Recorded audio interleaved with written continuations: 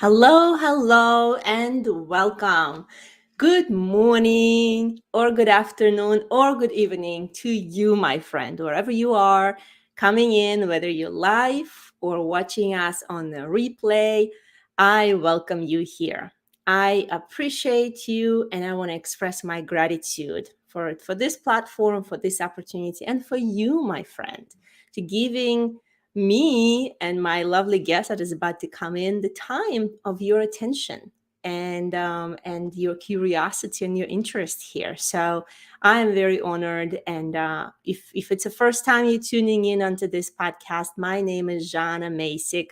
I'm hosting this broadcast, Powering Unique You, where we are creating encouraging conversations about how to help you feel more empowered and knowing that you have the power to create what you want to create in your life, to go chase these big dreams, whether professionally or personally, and become a leader, best leader for yourself and for those that are in your life. So, my friend, today, it's a good day.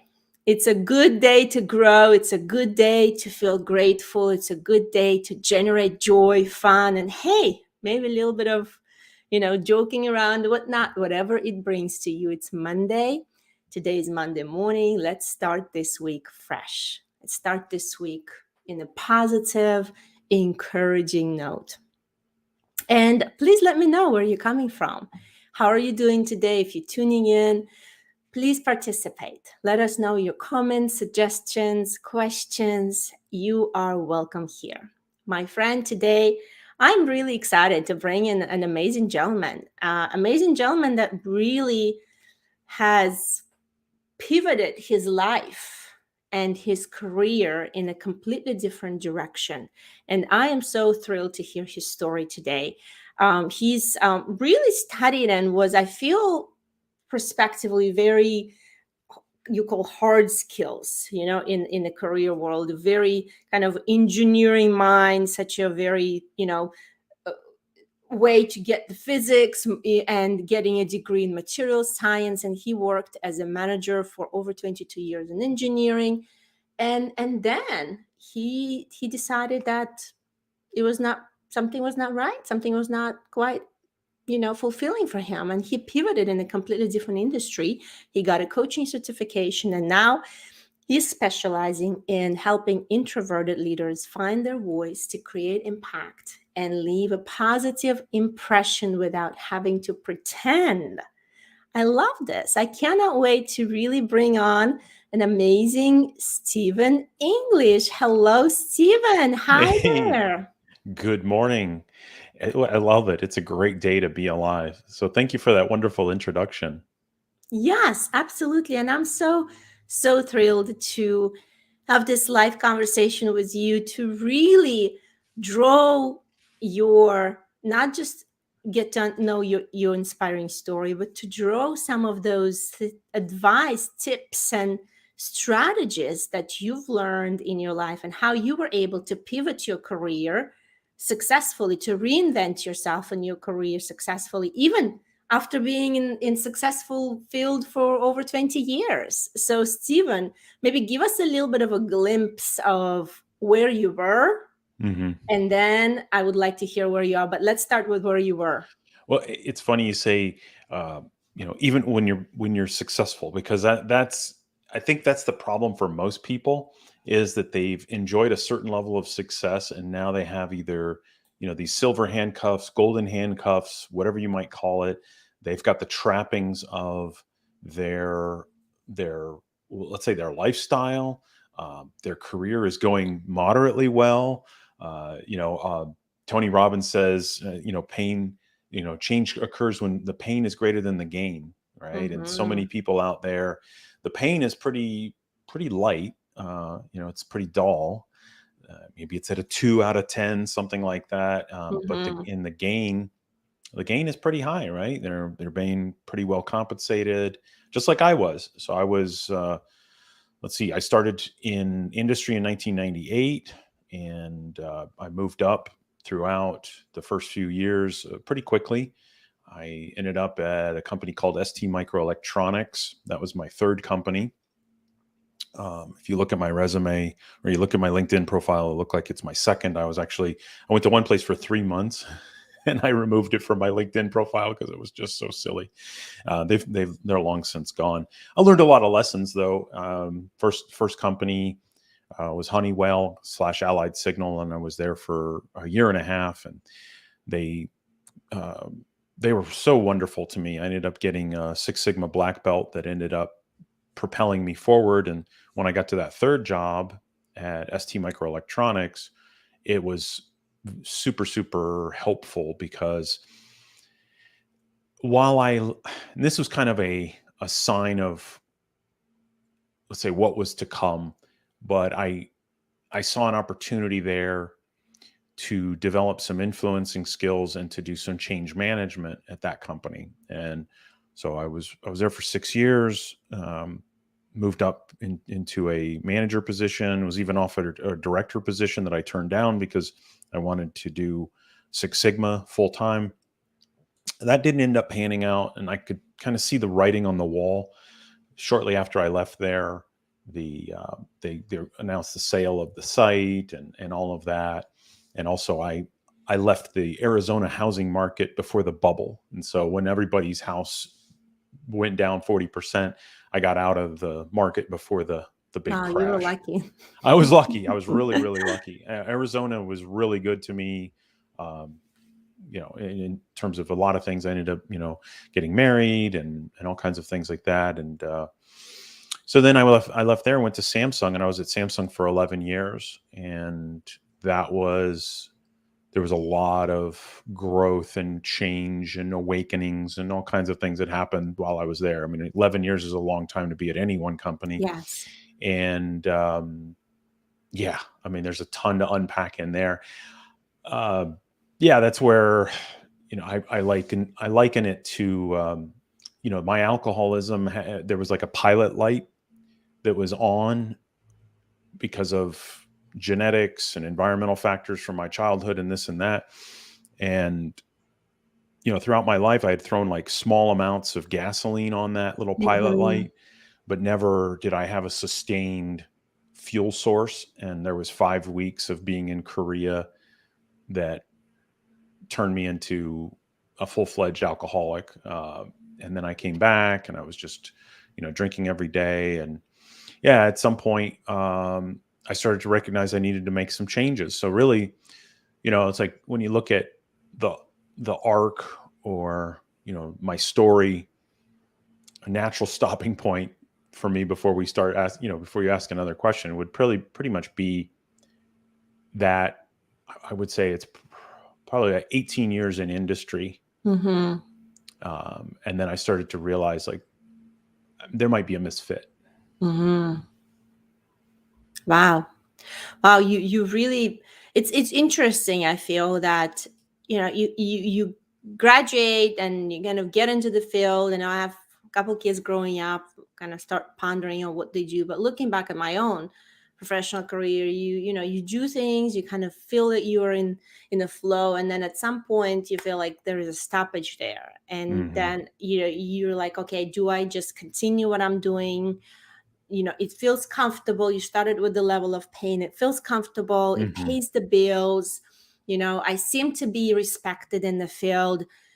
And do I find, because at some point you just get comfortable. You get Mm-hmm. comfortable because you know it. You kind of can do it on the fly, and it's just all right. But then you do feel that part of you is not functioning because you're not really growing, you're not really challenging yourself. I feel professionally it's a must. You have to be always kind of propelling that growth. It's my belief that growth opportunities and for your professional and personal development.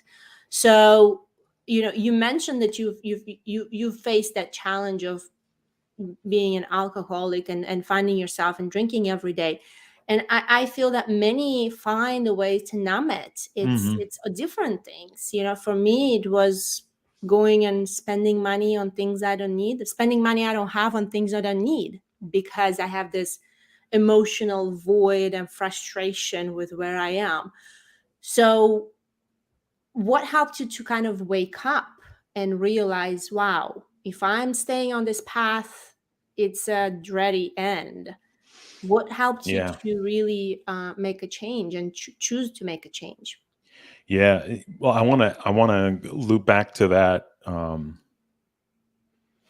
that thing where you've got something in you, you don't bring it out, and it reminds me of a quote from the Gospel of Thomas, and it says, "If you bring forth what is within you, what is within you will save you. If you do not bring forth what is within you, what you do not bring forth will destroy you." Mm, And so what it is that we all have this thing inside of us, and when we don't bring it out, that void starts to form, and then we fill that void with whatever it might be. And you mentioned, purchasing things that you didn't have the money for, nor did you even need it. And it's funny how, in my own spiritual journey, while I have the means, I don't even I don't even want for it. Like this weekend, my son and I, we went and test drove a Tesla Y, and I was like, look, I could buy this. Does it really? I was like, I don't need it. And yeah, it just didn't seem like the right thing for me to allocate my funds to. But it was like I didn't feel like it would feed who I was. It wasn't like it would complete me or at all, because I'm already complete. And so you're talking about the pain and the awakening, right? Like it started pretty early, right? Like I had the pain of I had a first DWI in 2008, and that was not enough of a wake up call. Then I had another arrest for a DWI that ended up getting thrown out of court. Thanks to God there. 2012, so another one, and then in 2014 I got arrested again for DWI. And what's funny is that even with all that pain and all those consequences, I still didn't wake up. And it actually took another almost 2 years, till August 29th, 2016, for me to finally say, you know what, I'm done. Like I'm not drinking anymore. And that was and I still don't know exactly what it was, because like I said, there was not that. Actually, what it comes down to is who I would have been doing it for. So in other mm-hmm. words, when I had my third DWI, and I ended up getting also arrested driving with license invalid in front of my kid and my girlfriend and her son. So it was like really embarrassing, and just yeah. I mean, it was crazy. Honestly, I was like never thought to myself. You think about your life journey, and you're like, oh, I'm going to go get a physics degree, and I'm going to go get a master's in material science. And what I really look forward to is getting arrested on Father's Day. In front of my kid, my girlfriend, and her son. Um, so I think it would, at that point, like had I really gotten into my recovery, it probably would have been for other people. But Mm-hmm. I let everything, like I had like probation or community service and all this kind of stuff. And so once I had done all my stuff related to my charges, done my time, as they say, um, I think finally I was doing it for me. And so August Mm-hmm. 29th, 2016 is where things really pivoted. Wow. I really I'm just impressed with, you mentioned it's, are you doing it for others? Are you doing it for yourself? And Yeah, you something got that to do you it also first. mentioned is that I am complete. And I feel that a lot of times we do things either because of expectations of others or because of looking for validation of others. And, we feel that we're not enough. We feel that, maybe there is just, we just need that another thing or that another Hmm. title or that another, affirmation. And then we feel good within, we feel good inside. And it's really a matter of, identifying what are the reasons. And as you dealt with and move toward healing yourself and freeing yourself from being an alcoholic, from alcoholism, and at the same time pivoting and reinventing yourself professionally, what were I'm just interested, how did you navigate through that process, and what have helped you to really step out, I feel, of the comfort zone in your Mhm. career, and do something completely different? Yes, I'm actually telling this story slowly because I want people to catch these these um these shifts. So Mm-hmm. once I had some continuous sobriety, they say the good part about sobriety is you get your feelings back. The bad part about sobriety is you get your feelings back. Get your feelings back. So I started to really feel everything. And so while I was in a job that, paid me well, I enjoyed a certain level of responsibility. I had a certain level of pride, of ownership of various activities within the company. I grew a department from nothing, and you know built out an entire activity, for the organization and all that. Still, I was feeling a lot of pain because of really a few different factors. One, I really wasn't doing what completely lit me up, like Mm-hmm. what I felt like, why God put me on this planet. I wasn't spending enough time doing that. And then number two is I was in a really, really toxic work environment. And the only way for me to self medicate was to drink Wow. nightly and cope with it and justify, rationalize. They say when you rationalize, you ration the lies. And I Mm. was lying to myself. I was like, look, Mm. I have to stay here because there are no other jobs for me in the area. Because I worked at a very large semiconductor manufacturing fabrication facility, so what most people call a fab, Yes. and and they were at the technological bleeding edge. 14 nanometer process technology. Nobody had that kind of stuff, and so finally, yeah, I had all that time of sobriety, and I had almost a year of continuous sobriety. Well, not really continuous. There was a small break in there, and maybe like one day. I remember I went to Austin City Limits concert and I had one beer, and I reset my sobriety date. Um, yeah, controlled drinking is never fun, and fun drinking is never controlled. I learned Yeah. that. So I yeah, then I said, you know what, I got to get out of this place. And so I was sober. So I had enough, I was feeling my feelings. I had enough personal power. I had enough hope. Right. And so, where there is hope, there's help. Yes. So I was hopeful. I felt I could do something about it. So I got the heck out of there and I went to a much, much better company, a company where at least the toxic side of it was greatly subdued and reduced. I still wasn't doing exactly what I wanted to do. However, it gave me enough personal power. It gave me enough in my reserves that I could start to make my pivot. And in October of 2018, I started coaching school and began coaching my first two clients. Wow. Wow.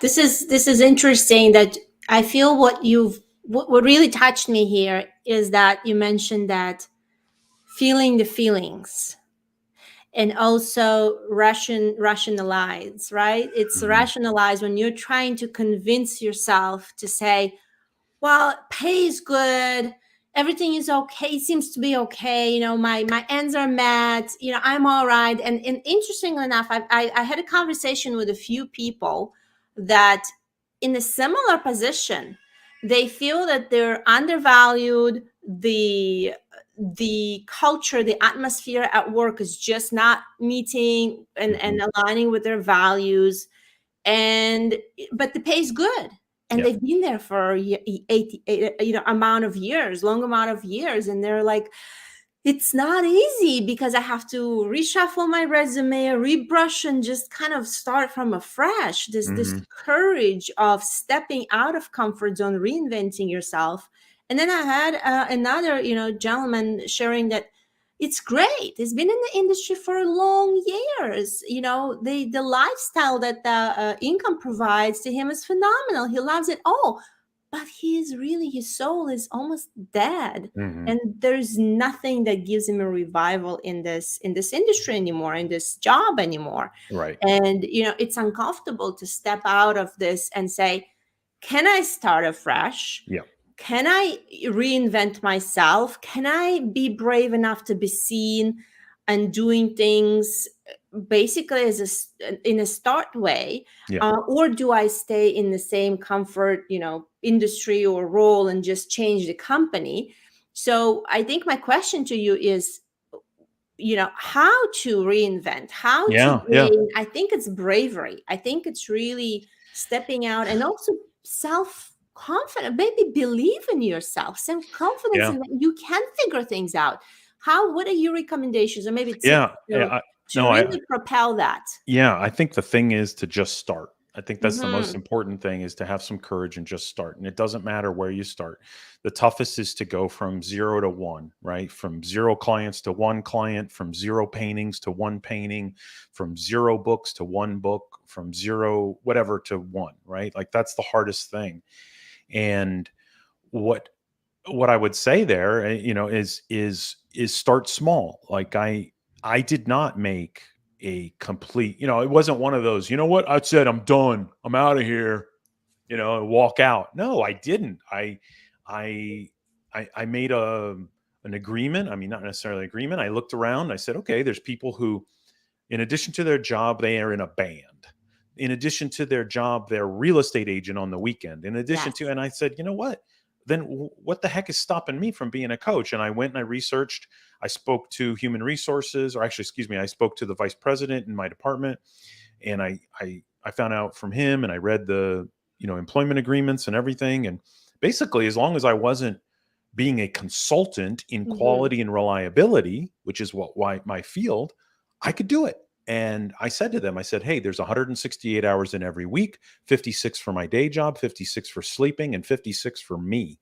And since that last 56 for me wasn't taken up being on a couch drinking beer, I could do whatever the heck I wanted. So I would, after work, get on calls with clients and just start going with it. And that was really, I think what it is people are afraid to start and fail because they don't like the way failure feels. It's not Yes. about failure itself, right? Like things go wrong all the time in in our own day job, but we've got this habitual, like, let's say for example, you're an engineer, right? And you run an experiment, or you you have a design, and it goes, and somebody goes and says, hey, this isn't right, or whatever. That's okay, because you've had that feeling before.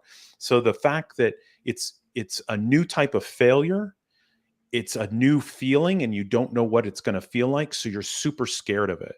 So I would say that that's the biggest thing, is go and try some things out. So if you're not sure, right, if you're one of these, like, what do they call it, multi-potentate, right? Like you're multi-potential, right? Like you're really good at a bunch of different things. Then go do a small run of one of those things, and That is awesome. I love this. It's simple, and it also gives you a perspective. Hey, you are not obligated to give all of your time to your job. no. And I feel right now it may be somewhat of an expectation in a way, especially that so many people have been working remotely. And I also worked Mhm. remotely. It just an inner self expectation sometimes. It's like if I work remote and I take some breaks here and there, I kind of, owe my whole time and day in the morning and at night and everywhere, wherever, to this job. And it's really setting boundaries. I think, especially if you work remotely, you kind of have to set the boundaries for your job and be, upfront with it, be honest with it, do the best you could do to add value to the role that you're playing within the company. But then, as you said, Stephen, I love that you have the time to yourself, and maybe reprioritize that time. How do you spend it? What do you do during this time? Do you grow yourself and try to develop new skill set? Try to tap into something that is different, something that can help you then along the way in some point reinvent yourself toward where you feel alive, where Mm. you feel your contribution really means something to you and bring you the fulfillment that you desire from what you do. And it doesn't have to be, oh, let me quit my job and just try to reinvent No. myself immediately. I think that is there is some challenges there as well. You can stay in your job and start exploring what it might look like different to you, and go after that certification, or go see if there is a possibility for you to reinvent yourself and start your own business or consulting or something like that. And this is interesting that you said from 0 to 1, just start taking the Yeah, steps. And that's right. sometimes I want to ask you for that. Sometimes it's connecting with the right people, and sometimes Yeah. it's creating the new community, sometimes it's creating a different circle, Yeah, especially that circle that is doing something that you aspire to be doing. And how did that play out completely. in your life, Steve? Yeah, and it's funny. I'm leaving a lot out because of time here, but I will tell you this: yes, there was a point there along the way where I said, "Well, what am I going to do? Am I going to go get an MBA? Am I going to go take this whole Six Sigma stuff that I have a ton of passion about, or at least I thought I did? Am I going to take that and turn into a Six Sigma consultant?" So what I did was I started exactly like you said. I started meeting people. I started talking to people who were in those various fields and having conversations, asking them what they enjoyed about it, asking them what they didn't enjoy. Tell me about what it looks like to be, in that role. What's a day look like in there? And that was really, really helpful. Like, for example, I met with Forrest Brayfogle. So anybody who's in the Six Sigma world knows about the book Implementing Six Sigma. It's about 1,000 pages, about this wide. It was my de facto Bible in 1999, 2000, 2002 timeframe. I used to read that thing constantly. I had a happy hour with Forrest Brayfogle. Bought him 2 glasses of wine and a couple of tuna pokes, and I learned a heck of a lot about what life was like as a Six Sigma guy. And I said, you know what? I don't want to do that.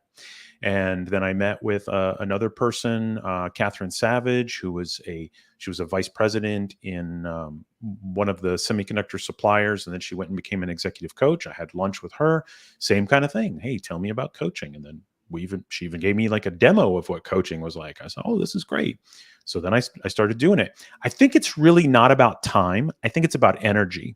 So Mm-hmm. here's the deal, right? Like, you go all day long.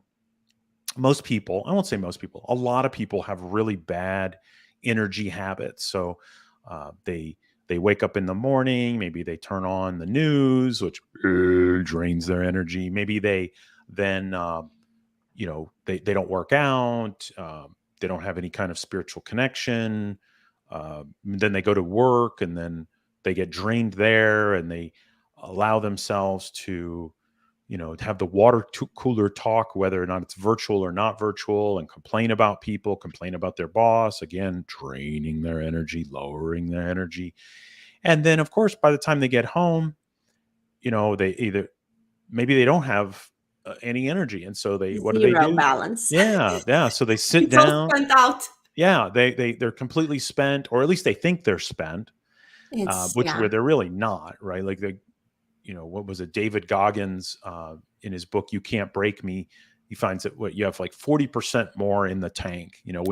When your brain says you're done, you actually do have a lot more left, energetically. And I think that's really the thing, right? Is the energy. And then the other thing that I found was helpful for me was when I started to do what it was that I was doing. I already had some clues because I had already done a lot of training and a lot of coaching, quote unquote.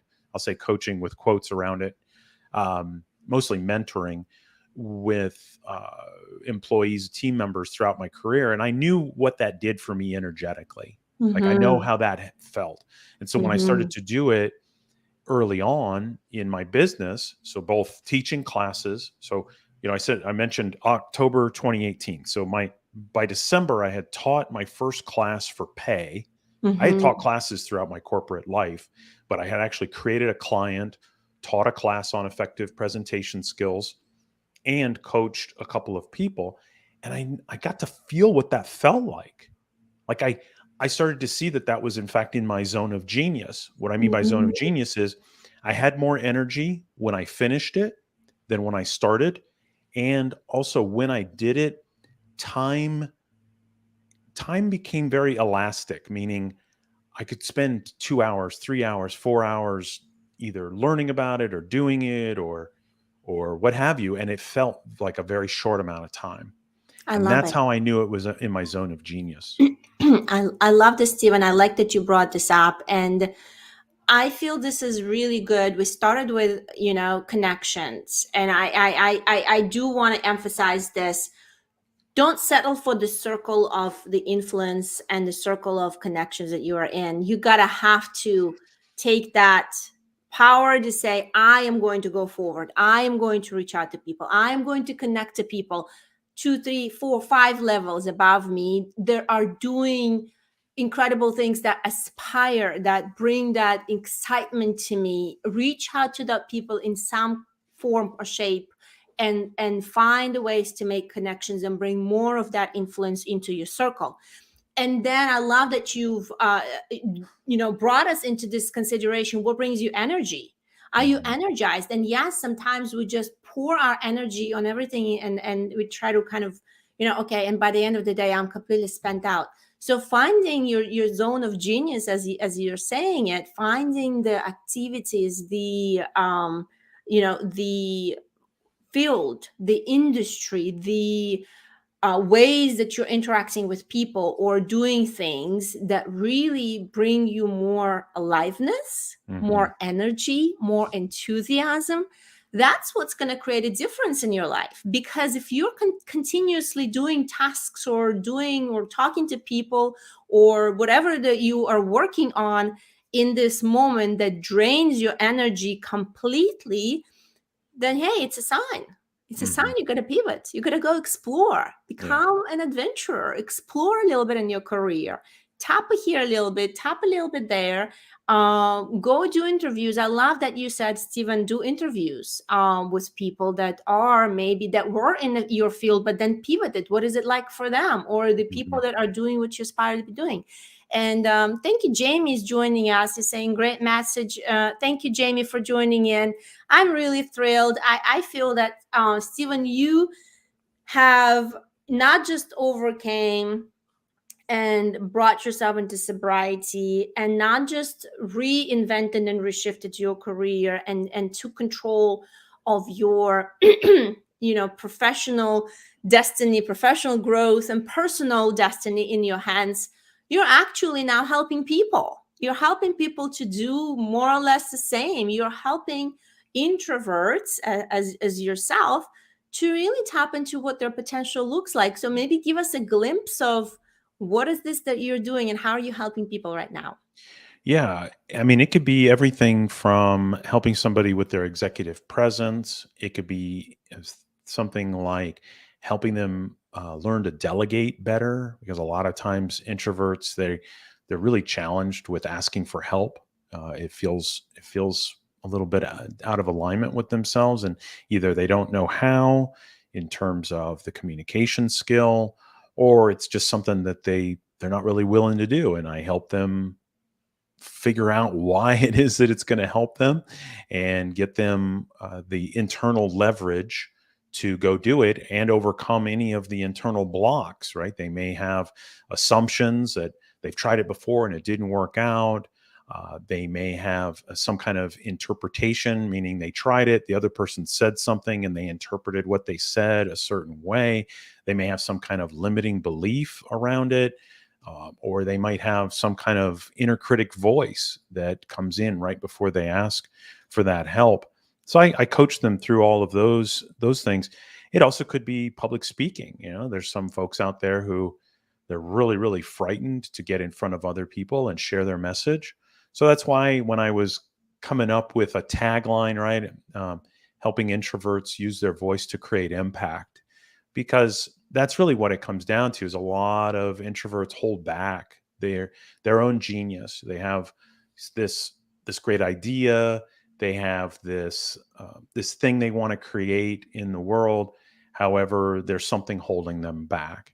Now, that said, I've also worked with extroverts who have similar challenges. I just decided to pick that lane because I look back on my own origin story. This person that you see here right now is not the same person, who graduated college, in terms of my confidence and my courage and really my competency of speaking. And I'm still improving. I'm still working on it. I go to Toastmasters meetings every week. I still, listen to podcasts, watch videos, read books, all that in the communication space. So yes, I help, like I said, introverts use their voice to create impact. And it could be, like I said, a whole bunch of different things, managing up, managing down, leading meetings, all kinds of different challenges like that. But that's really on the outside. I look at it as kind of like three circles, and they could either be concentric circles or just kind of like a Venn diagram. But I like the concentric circle idea, where on the outside is how you do something. Mm-hmm. Then a little bit further inside, a smaller circle is what you do. Mm-hmm. And then the most inner circle is who you Yes, are, who you are. right? And that's what I really love to help people do, is redefine who they are and start Mm-hmm. to see themselves in a different way, so that it's not always about, hey, how do I do that, or Yes. what is it I do. But once they start to see themselves as confident and courageous, and like Jamie said, becoming comfortable being uncomfortable, people who Yes. they start to step into this next thing, and they have enough preparation, but then they get a little bit of a push. And so as a coach, that's what I'm doing, is I'm helping them prepare just enough, because oftentimes introverts love to over prepare. So I get them prepared just enough, but then I give them that push, through the accountability of the coaching, to go out and start doing what it is that they really want to do.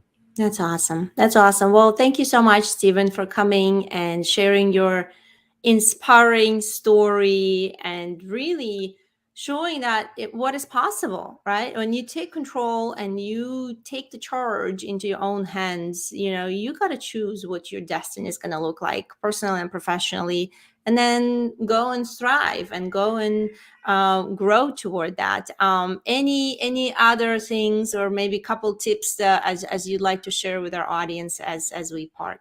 Yeah, I think, at one point you were kind of like, well, what's the step by step? And I say, first is start to allow yourself to feel the feelings. And I alluded to that earlier, right? Because of my own journey, I stopped drinking, I started to feel all the feelings. So first, feel the feelings. The next thing is create some awareness, right? So discover a lot about yourself. That could be in the form of taking various assessments, whatever that might be, strength finders, a saboteur assessment that you and I both know about through positive intelligence. It could be the energy leadership index, which is one of the assessments that I use in my coaching. It could be whatever it is that you start to get some higher level of self-awareness. It could even be a 360 review. Then you would create, right? So create that vision for yourself, create that amazing ideal life for yourself. And that could be, maybe you're journaling about it, maybe you're making a vision board, maybe you're whatever it is, you're creating it, whatever way creation looks for you, looks best and most honest for you. And then the last part of it is commit to it. And that would be, create an action plan and have some accountability with somebody. And that's where, as a coach, that's where I step in. I help people create that action plan that's way outside their comfort zone, and even introducing options and ideas that maybe hadn't occurred to them in that moment because of the energy and the place that they were in. But throughout the coaching call, we create some new insights and new ideas through our own brainstorming partnership. And then finally, I'm holding them accountable. So I think, regardless of whether or not you decide to work with a coach, I think those four steps, starting with starting to feel your feelings, then discover, then create, then commit, I think that will help anybody achieve what it is that they want. Wow, this is powerful. Thank you so much for ending on such a powerful, simple framework. Stephen, it's been a joy to have you here. I appreciate you coming in and sharing your wisdom with us. Oh, thank you. Thanks for having me. Wow, this was really good. I really enjoyed this inspiring story, turning around, from being challenged and not happy and frustrated. So in his role, and also, hey, drinking, trying to numb himself. This gentleman, Steven, just went on and changed and pivoted and made a decision and commitment to change his life, changing his career path, changing how he wants to come up alive in this world, and now inspiring you and me, my friend, to that change is possible, that we hold the power. We hold the power to what is possible for our lives. It is self-fulfilling prophecy. If you believe you can, it will happen. If you believe you cannot, it will happen. So hey, let's believe we can, my friend. Let's believe we can. And I believe you can. I believe you can make the change in your life. You can grow and stretch yourself toward that next big goal. Rediscover who you truly are, who this amazing, unique, valuable, and worthy person that is looking at you in the mirror. And give some high five. Give some high five to that person and cheer that person on today. Encourage that person on today, looking at you in the mirror. And hey, go get your goals. Go chase your dreams and create what you want to create in this world to make an impact for yourself and your loved ones. And let's make this world a better place together, my friend. I will see you next time. Until then, keep powering unique you.